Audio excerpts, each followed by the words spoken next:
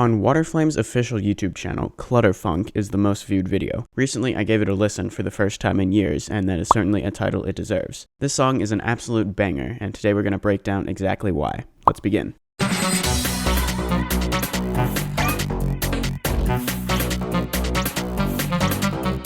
My previous video analyzing Jumper focused more on the overall music theory concepts like chords and harmony, but Clutterfunk uses less of that and more structure and rhythm. In fact, it's so reliant on its erratic percussion grooves that a good third of the song isn't even tonal. That is, these parts have no key or harmony. We'll go through the song section by section. But before we begin, I'd like to thank this guy who also made an analysis video on this song, link in the description. I'll be repeating some of the things he said in his video, as well as adding my own analysis. And also you should join my Discord server to suggest future songs to analyze and for video teasers, also linked in the description. The intro lasts 16 measures with another 8 measures afterwards before the first melody comes in, which is unusually long for an intro. However, it doesn't get boring because it just sounds so random at first, keeping the listener interested with a vast assortment of electric and synth sounds and different rhythms. Also notice these triplets.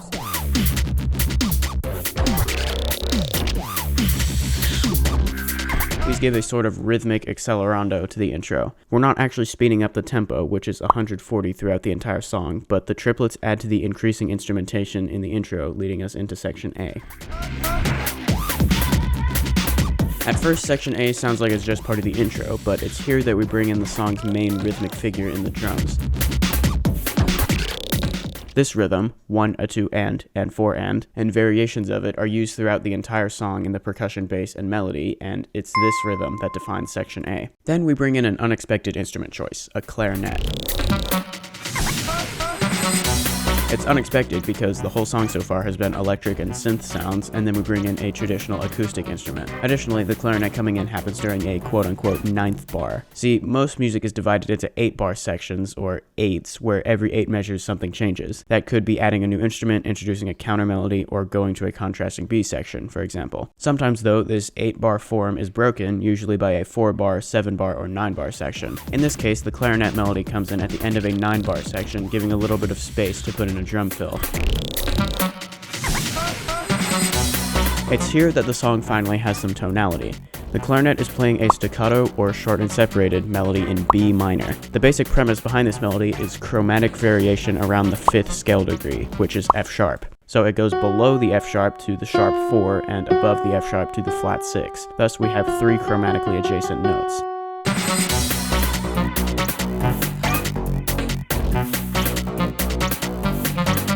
The chord progression here simply alternates between the 1 minor and 5 minor chords, hence the bass line. Oh hey, there's that rhythmic figure again. 1 minor and 5 minor are diatonic chords in the minor mode, so they sound pretty quote-unquote normal. But then we have this flat 2 minor chord, which is not diatonic, giving the stinger here an interesting color. Also notice the chromatic variation in the bass line when we hit this chord, very similar to in the melody. We broke the 8-bar structure earlier, but for the most part, Clutterfunk does follow it. This clarinet melody lasts 8 bars, and then we repeat it by adding more instruments before going to section B, percussion mayhem.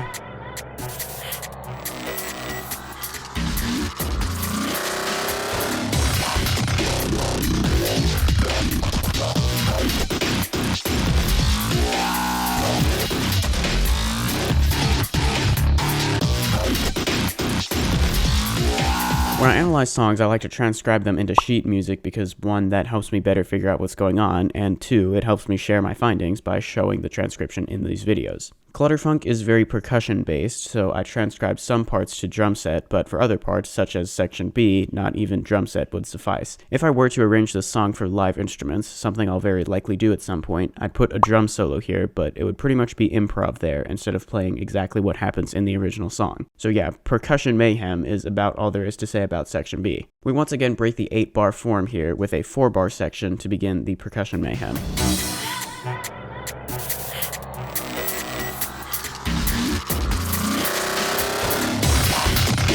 To end it, we take it one step further by not only breaking the 8-bar form, but the 4/4 time signature too, with this 2/4 bar. Here, we bring back the familiar rhythmic ostinato to lead into section A prime.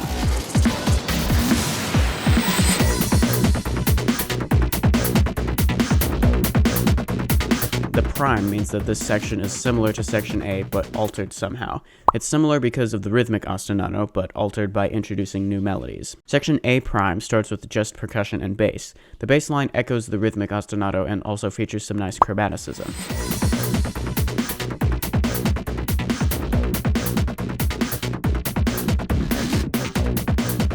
We stick solely to the 1 chord during these 8 bars, and that continues when the new melody comes in.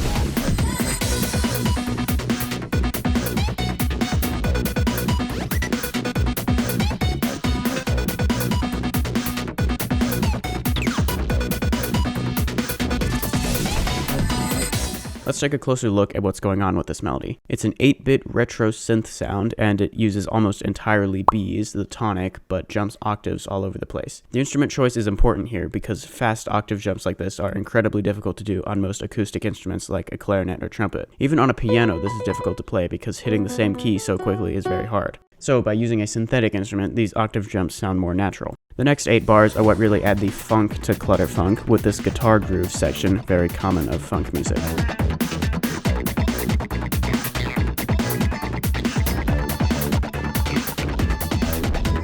Harmonically, there are a few things to note here. First, the key signature change. We were in 2 sharps, B minor before, but now we're in 3 sharps. Normally, a key signature change would mean the tonic changes, but if we play B as a drone before and after the key change, it continues to sound like the home bass, which is what tonic means.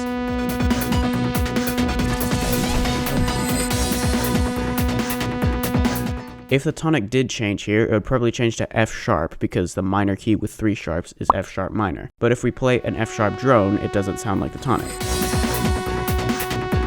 B continues to sound like the tonic. So B is the tonic, and there are 3 sharps in the key signature. If we go up a scale from B to B using the notes of this key signature, we get a B dorian scale, which is a minor scale but with a major 6th, or equivalently a major scale with a flat 7th and 3rd. Therefore, this is a key change from B minor to B dorian. But this isn't a super obvious key change that makes you want to shout key change because 1, it only changes by 1 sharp, so only 1 note is different, and 2, the tonic remains the same. So then how do I even know that there is a key change here if you can't really hear it? Well, when determining chord progressions, I look at the bass line because the bass usually plays the root note of the chord. Then I consider the diatonic chords of whatever mode we're in, and the chord is usually the diatonic chord whose root is played in the bass. For instance, here we have the bass playing D, and the diatonic chord of B minor and B dorian that's built on D is D major. To check if these chords are correct, I listen to the song while comping on piano with those chords, and listen to if it sounds correct.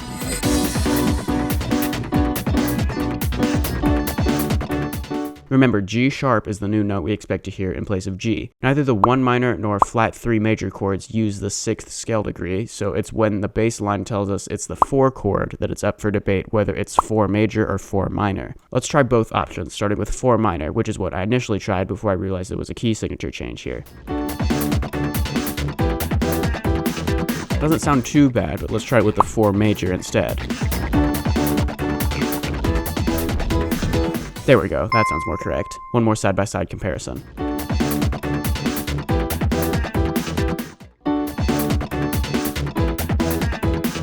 See how 4 major sounds more correct than 4 minor? Okay, but just because this particular chord has a G sharp in it doesn't mean we change key. It could just be that Waterflame decided to use a non-diatonic chord here. But later, in the melody, we're going to see a ton of G sharps and no Gs, which leads me to the conclusion that the guitar section, where we first see these G sharps, is where we change key signature. After the guitar section, we continue to use the same chord progression but bring in a new melody again. This one uses a ton of 16th note syncopation.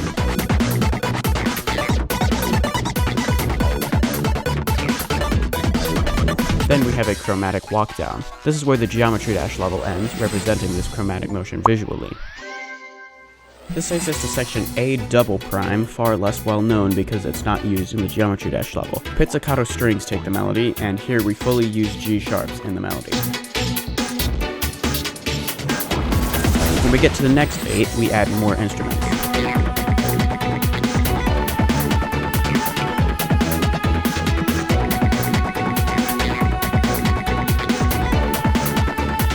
Then we reach the climax of the song, the loudest and most bombastic part.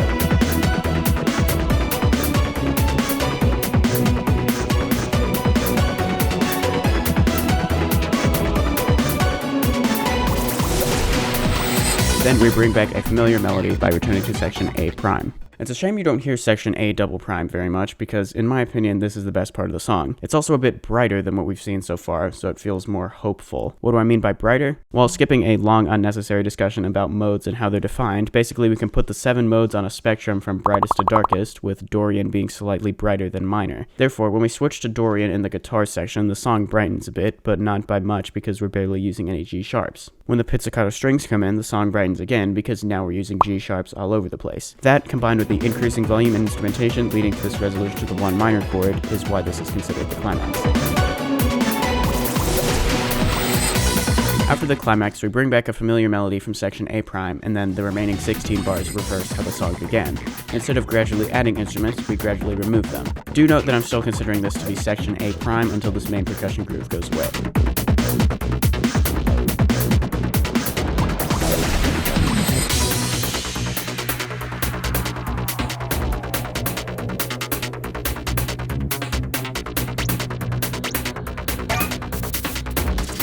The very last thing we hear is triplets in the bass.